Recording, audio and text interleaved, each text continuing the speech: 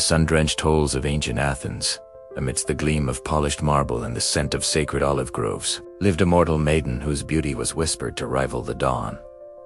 Her name was Medusa, with hair like spun gold that cascaded down her back and eyes that held the clarity of a tranquil sea. She was a vision of purity and grace, devout and gentle.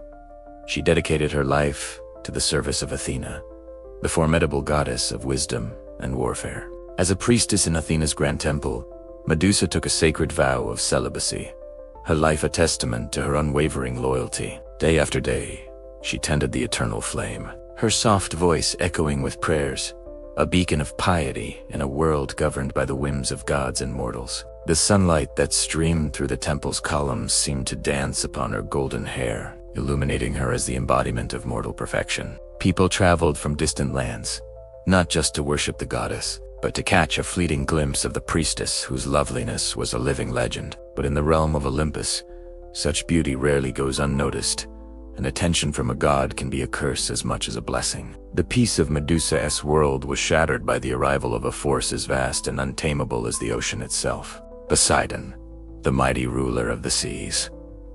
A god known for his tempestuous desires and relentless will, cast his gaze upon the mortal priestess. He was captivated, not by her devotion, but by her physical beauty. He pursued her, his divine arrogance, deaf to her pleas and her sacred vows. Medusa, terrified, fled to the only sanctuary she had ever known, the temple of Athena. She threw herself before the colossal statue of her patron goddess, begging for protection, for deliverance from the sea god's unwanted advances. But a temple's stone walls are no match for a god's lust. In that sacred space, under the unblinking eyes of the statue of Athena, Poseidon committed his final, unforgivable act of violation. The sanctity of the temple was desecrated.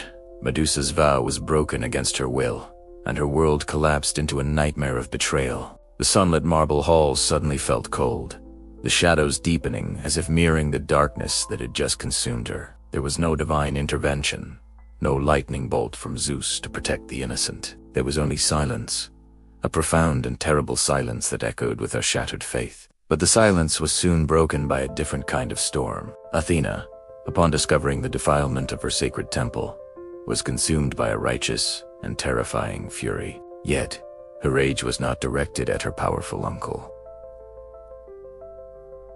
Poseidon. To challenge the king of the seas was a war she was not willing to wage. Instead, her wrath, cold and sharp as a spear, fell upon the victim. In the goddess's eyes, it was Medusa, the mortal priestess, who had allowed the temple to be so. It was her beauty, her irresistible allure, that Athena blamed for attracting Poseidon's lustful gaze. Justice, in the cruel logic of the gods, is not always fair. The goddess saw not a violated maiden desperate for help, but a stain upon her honor that needed to be erased. Athena decided that Medusa's beauty, the very thing that had brought her this misfortune, must be destroyed. It was a punishment, born of divine pride, a chilling display of power that would serve as a warning to all mortals. Medusa, trembling on the cold floor, looked up at the goddess she had worshipped her entire life, and saw not a protector, but her executioner. Her trial was over before it began, and her sentence was about to be carried out. What followed was a transformation of pure body horror.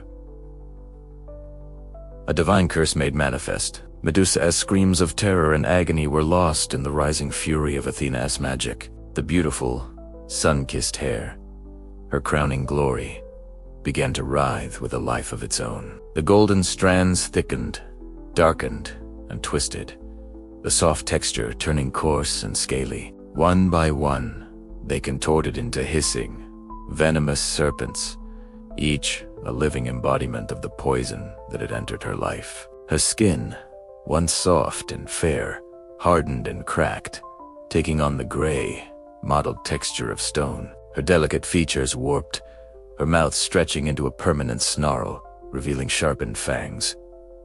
But the most terrible change was reserved for her eyes. Those clear, gentle eyes that once reflected the sky now began to burn with an unholy, green light.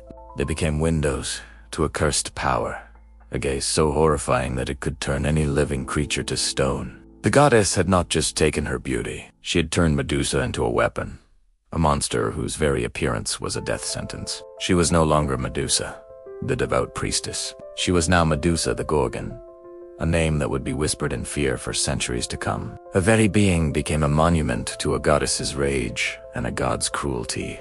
Banished from the world of light and life, Medusa was exiled to a desolate, remote island, a place of perpetual shadow and despair. She found refuge in a dark, damp cave, its entrance littered with the grim statues of those who had dared to seek her out. Warriors and heroes, lured by tales of a monster to be slain, came with polished shields and sharpened swords, but their bravery was no match for her curse. One look, one fleeting glimpse into her glowing eyes, and they were frozen in time, their last moments of terror eternally carved in stone. These statues became her only companions, a silent, gray audience.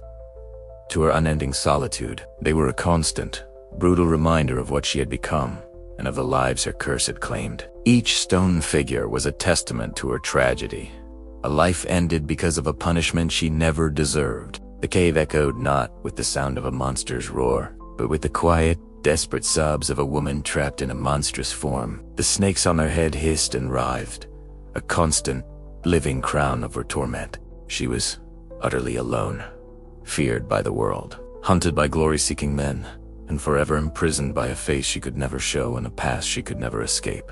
Thus, the story of Medusa is not just a myth about a monster. It is a profound tragedy, a story of innocence lost and justice denied. Before she was the Gorgon with serpents for hair and a petrifying gaze, she was a woman, a devout, beautiful woman whose life was stolen from her, first by the lust of a god, and then by the rage of a goddess. She was a victim, punished for being the object of an unwanted desire.